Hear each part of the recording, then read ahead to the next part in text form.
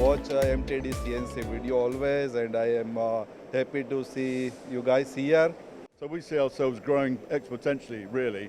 It's taken a while to get ourselves set up here, but we're not just going to be out selling machines. If we can't find the right homes for these machines, we'll walk away from those deals. We want to be able to sell those machines where we can place our literally hand on the heart and know that we can support them going forward. We look at the UAE, we've always had a very good high quality product that stretches over both the oil and gas, the construction and also the maintenance industries, which we feel is relevant currently within the UAE. We are expecting 26% of the investment here in this part of the world. How many machines will you sell into this area then in a year, as an example? Every year we sell from 100 to 150 machine tools, all the country, all Middle East. Because they have a protective cover, so you can't see what is happening inside. So we